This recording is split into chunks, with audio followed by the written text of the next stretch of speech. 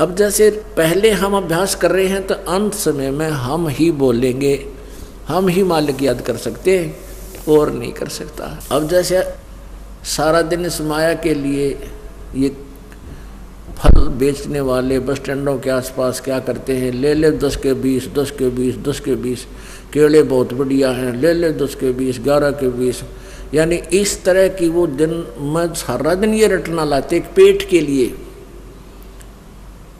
और फिर सपने भी उनको ऐसे ही आवेंगे, सपने में भी ले ले 1 के 10, ले ले 10 के 20, ये बोलेगा।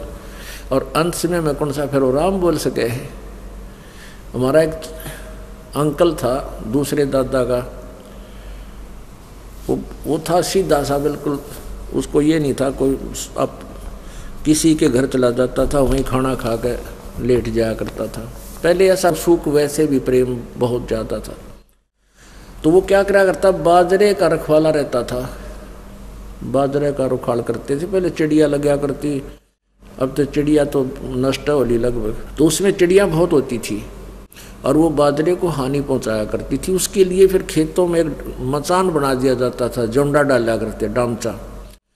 उस पे सारा दिन एक व्यक्ति ऐसे गोफिये लेकर मारता था, पटाखे बोलता था, गोले मारा करता। तो उस हमारे अंकल की वह चिड़िया भगाने की ड्यूटी लग रही थी और वो 1 महीने तो कम से कम ऐसे रखना ही पड़ता है। और तो जैसे ऐसे करते थे ना, गोला मारते थे उसका, मिट्टी का बनाकर गोफिये पर रख के, और साथ में हर चिड़िया नो करा करते, ताकि कुछ सोरते उड़ जाए कि मैं खुड़के थे एक आध आस पास डला पड़ जाकर गोला उससे उड़ जाए। तो एक दिन वो हम अपनी छत पर बैठे, गर्मियों के दिन थे, ये भादवे से का महीना, तो ऊपर बैठे रात को पढ़ रहे थे।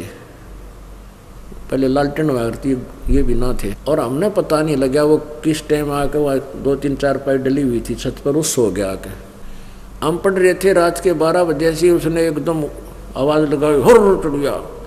हम डर गए एकदम, कूद के पड़े, वहाँ क्या आ गया भाई। वो दूसरा था मेरा साथी, ने बोला यो काका चंद्र आ रहा है, दिन में ख्वाला था कि तो चिड़िया का।